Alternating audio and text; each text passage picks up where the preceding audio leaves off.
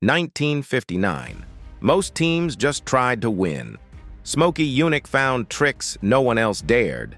NASCAR's officials grew angry, drivers watched in shock, and fans laughed when Smokey got away with it. Why did this one man make the rule makers rewrite everything?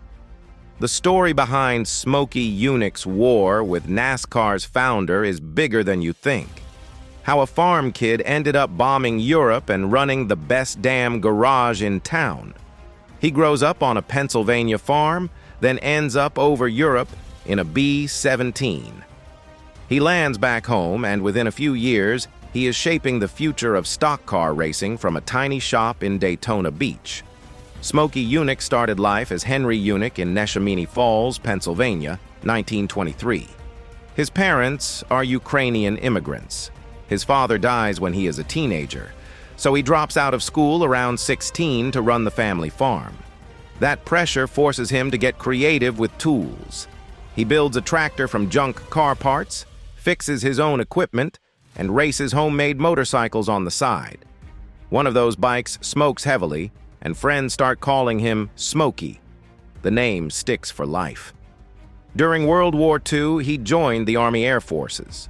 Smokey later tells stories about flying more than 50 missions in a B-17 named Smokey and His Firemen with the 15th Air Force in Italy, and he receives at least one air medal. Official records show service from 1944 to 1946 and confirm his time with the 15th Air Force, even if some mission details stay debated. The key point is simple. He sees combat, he comes back with nerves, wired for risk. In 1946, he flew over Florida on a training run, looked down at Daytona Beach, and liked the view enough to move there after the war. His explanation is classic Smokey. It looked warm and good from the air, so he picked it. By 1947, he opened a small shop at 957 North Beach Street and hung a sign that read, "Smokey's best damn garage in town." Local stories say the sign annoys some people, including Bill France, who runs a nearby service station. Car and Driver later calls Smokey a fly in the France family soup from that moment on. When Bill France begins talking about a formal sanctioning body for stock car racing in the late 1940s, Smokey is there. He later says, "I started in NASCAR from day one, working as a car owner and mechanic with early stars like Marshall Teague, Glenn Fireball Roberts, Herb Thomas, Banjo Matthews, and Curtis Turner." So by the early 1950s, you have a war veteran with a sharp tongue and a sharper wrench, living a few minutes from NASCAR's founder, already helping shape the new series. The question then becomes simple and dangerous. What happens when the smartest mechanic in town decides the rulebook is just another machine he can take apart? What turned Smokey into a wizard in the garage and a nightmare for tech inspectors? He runs a small cinderblock shop, yet his cars run at the front of Daytona and Indy. Inspectors line up with tape measures, and he treats the rulebook like a tool, not a leash. Smokey's garage in Daytona is tiny in floor space, big in reputation. From the early 1950s through the late 1960s, Smokey's best damn garage in town became a magnet for race teams. He builds cars for NASCAR Grand National, Indy 500 Trans Am, plus side projects that feel more like experiments than customer jobs. Riders and racers call him a wizard because he sees gray areas everywhere. He has a famous line, "You do not race cars, you race the rule book." That mindset explains everything that follows. Take his 1966 to 1967 Chevrolet Chevelle. NASCAR believes the car somehow cheats the air. It looks stock at a glance, but it is quicker than everything else during testing. The legend says he builds a 7/8 scale Chevelle. The truth is a bit less cartoon and even more clever. Smokey lowers the roof slightly, reshapes the pillars, raises the floor to drop the body, and tweaks the glass angles. The outline still matches the general profile, yet the airflow cleans up dramatically. That car sits on pole for the 1967 Daytona 500 with Curtis Turner and shocks bigger, richer teams. Complaints pour in. NASCAR eventually reacts by creating strict body templates so future cars must match exact factory dimensions. Smokey's Chevelle becomes the direct reason those templates exist. Then there is the famous 11-foot fuel line. When NASCAR caps fuel tank size but leaves the fuel line unregulated, Smokey installs a 2-inch diameter, 11-foot line that holds roughly 5 extra gallons on its own. Officials pull the tank out during inspection, assume the car is dry, then watch him fire it up and drive away. The story grows over time, but the core trick is real enough that NASCAR later writes tight rules for fuel lines. He plays games with language, too. One time, the book says you may remove inner fender wells. Smokey keeps them in for aero advantage, qualifies well, then cuts them out after qualifying. His argument: the rules never said when removal had to happen. All this earns him trophies, headlines, and a reputation that splits the garage area.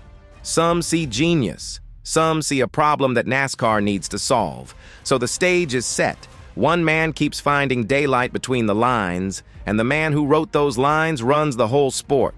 Why did Smokey and Bill France Sr. finally collide over rules, money, and race day whispers? Two strong personalities live and work in the same town, both convinced they keep the sport alive.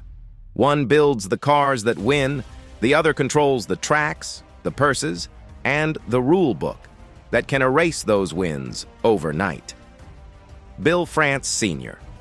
Big Bill built NASCAR in 1948 as a way to bring order and profit to stock car racing.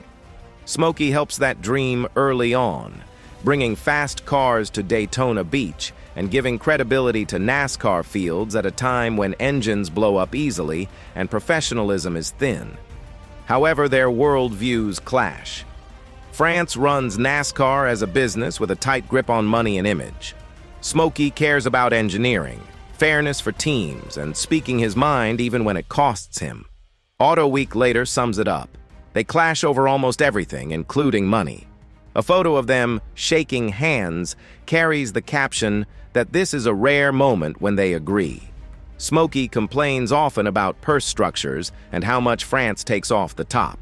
In his autobiography and interviews, he talks about small teams struggling while NASCAR prospers. France views Smokey as loud, difficult, and too free with criticism in the press. Smokey sees France as a promoter who likes control more than fairness. The tension slowly builds through the 1950s and 1960s. At the track, race day whispers make things worse. Rivals accuse Smokey of cheating every time his cars run faster. France hears those complaints and pushes tech inspectors to come down hard on him. Tech lines turn into showdowns. Smokey sometimes spends hours arguing over measurements, often answering with rulebook quotes from memory. Officials begin to see him as a symbol of too smart, the guy who makes their job harder. Off the track, both men still live in Daytona Beach. According to friends, they can drive past each other in town and refuse to speak after things sour. One longtime account says that after a major argument in 1970, they barely exchange words for 2 decades, even though they live only minutes apart. So you have a builder who thinks creativity protects teams, and a founder who thinks order protects the sport. Collisions become inevitable. The next question then feels unavoidable. What happens when those collisions start changing the rulebook itself, one cheat at a time? How did Smokey's tricks force NASCAR to rewrite its own rule book? He studies every sentence in the rule book as if it is an engine blueprint. Each time he bends a phrase, a new paragraph appears in the next revision with his name behind it in tech shop gossip. Smokey does not just bend rules. He exposes their weak spots. Every time NASCAR patches one, the patch carries his fingerprints. Take that Chevelle body shell again. By lowering the roof a small amount, relaxing the windshield, and raising the floor pan, Smokey reduces frontal area and cleans up airflow while keeping a Chevelle outline. The car runs too quickly in testing and scares officials and rivals. NASCAR reacts by developing strict metal templates that must match the production roof, hood, and deck lid exactly. Future builders now push against a steel gauge instead of a human opinion. Then there is the extra fuel in the line. Before 1968, NASCAR regulated tank size, but left line volume alone.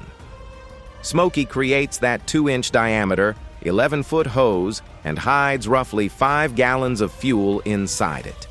When this gets exposed after the Daytona incident, NASCAR quickly adds explicit language setting limits on line length and diameter.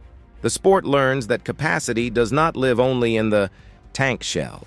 He explores chassis layout too. Offset frames, raised floors, and altered roll cages all show up in his projects. Some ideas stay in gray zones, others push NASCAR toward tighter diagrams of where suspension pickup points may sit and how far body shells may move relative to frames. Articles listing his 13 tricks read like a shadow rule book. Every item corresponds to a later clampdown. Smokey defends himself in plain language. In his memoir, he says that other teams cheat far worse, and his work simply balances a crooked field. He claims that when the rule is clear, he follows it. When it is vague, he explores it. The effect is huge. NASCAR grows more professional, more controlled, and more technical because one man keeps showing where the gaps live. Tech inspectors joke that the book might as well carry a section called Smokey Clauses. Yet under all the games, another deeper conflict builds. Smokey cares about keeping drivers alive. France cares about keeping shows on schedule. So what happens when a man famous for bending rules starts pleading with the same office for safer cars and walls, and those pleas keep getting brushed aside? What happened at Daytona when Smokey embarrassed the founder in front of the whole sport? A single inspection session turns into a theater piece, with France's officials on one side and Smokey's logic on the other.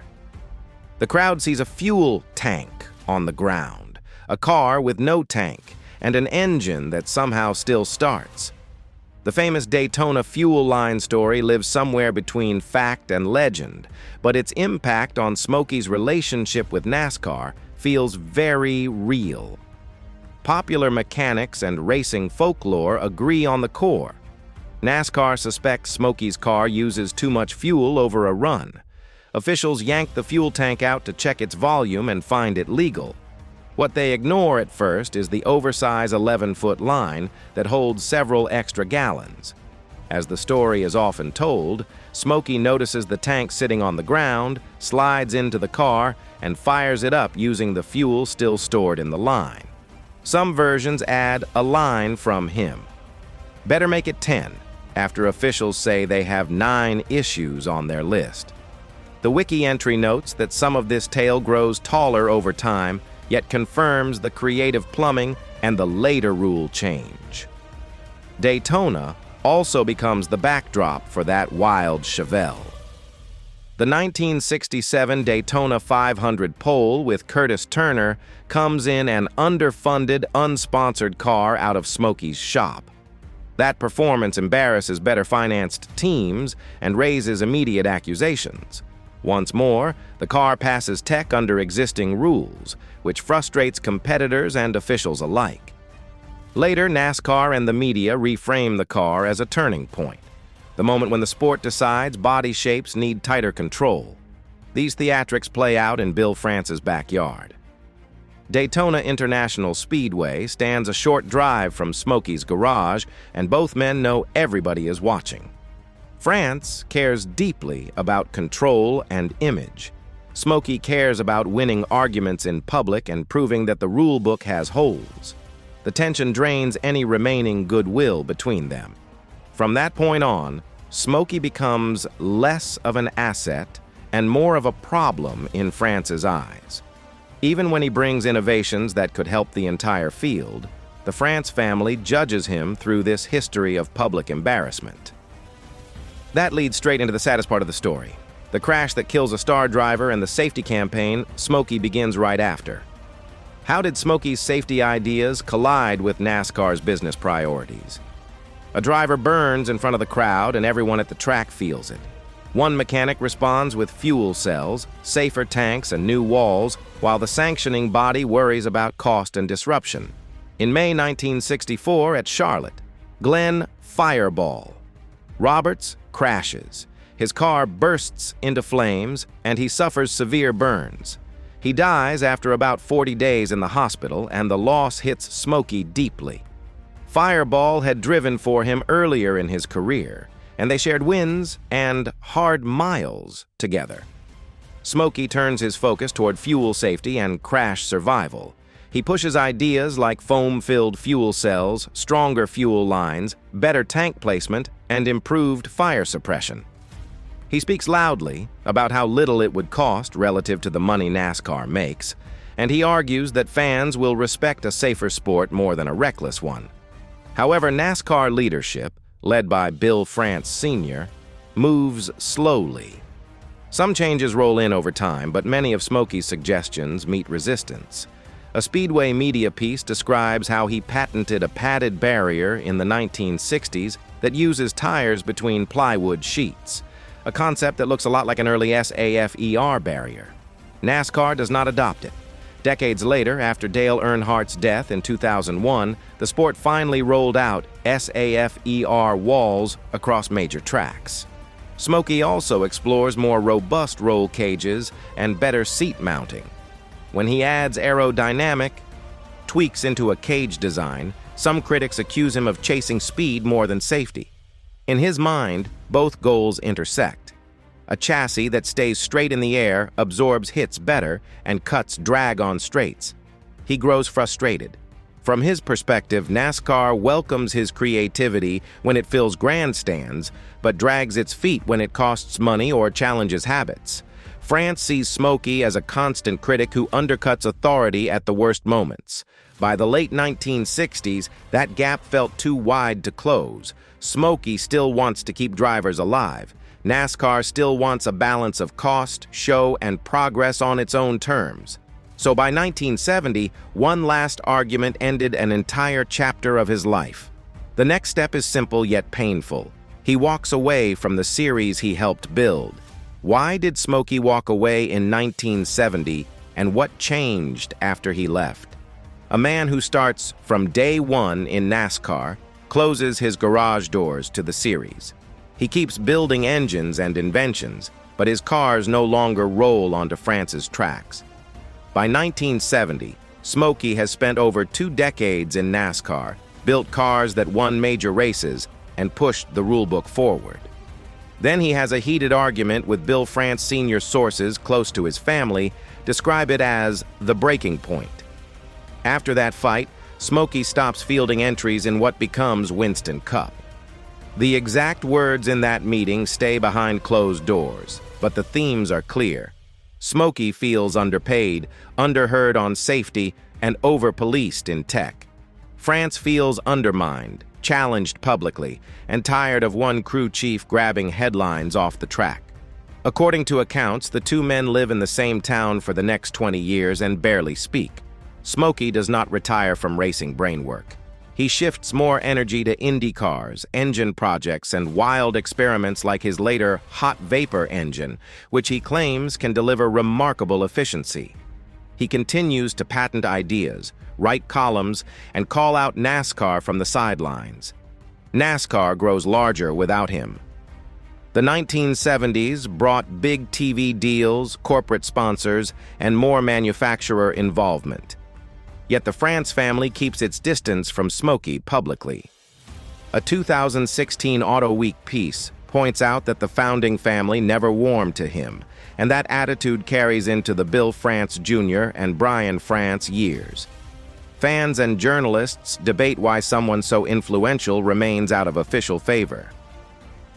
In 1990, Smokey entered the International Motorsports Hall of Fame, and in 2000, he joined the Motorsports Hall of Fame of America.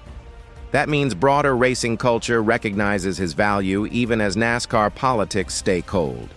He died in 2001, age 77, after a battle with leukemia. His garage closes for good, and a few years later, most of the buildings are torn down. One remaining structure burns in 2011, taking physical history with it. So the man who helped shape NASCAR's early years leaves with unfinished business, complicated feelings, and a mixed legacy inside the sanctioning body. The last question, then, reaches beyond rule books. How does someone stay a hero to racers and fans when the sport's own leaders keep treating his name like a problem they would rather forget? Why does the man who fought the founder still feel like both hero and outlaw? He bends rules, fights with the boss, and storms away. Years later, museums display his engines and schools quote his ideas, while the sanctioning body still hesitates to embrace his name completely. Smokey Yunick lives as a contradiction. On one hand, he qualifies as a Hall of Fame mechanic. His cars win in NASCAR, set records at Bonneville, and compete at Indy. He entered over 50 missions as an airman in World War II, then spent 4 decades chasing speed and reliability in garages. On the other hand, NASCAR's official structures keep him at arm's length, even after his death. Writers describe him with loaded words: mad genius, greatest cheater, wizard of NASCAR. Haggerty calls him the man who pitted his mechanical mind against the rule book itself. Fox Sports recounts his temper, his hard living, and his talent. His own book, Best Damn Garage in Town, runs to 3 large volumes and spares no one, including himself. He criticizes Bill France, praises drivers like A.J. Foyt, and tells long, blunt stories about how racing really worked behind the scenes. At the same time, modern analysts point to his safety work and innovations, fuel cells, early barrier ideas, advanced roll cages, as proof that he cared deeply about drivers. Speedway media's call for NASCAR to soften its stance toward Smokey focuses on this side, the man who tried hard to prevent tragedies years before the sport finally changed. His legend grows through internet threads, YouTube breakdowns of his tricks, and deep-dive articles that unpack myths like the 7/8 scale Chevelle. Younger fans discover him less through NASCAR ceremonies and more through side channels that celebrate rebels and thinkers. So Smokey ends up with 2 parallel legacies.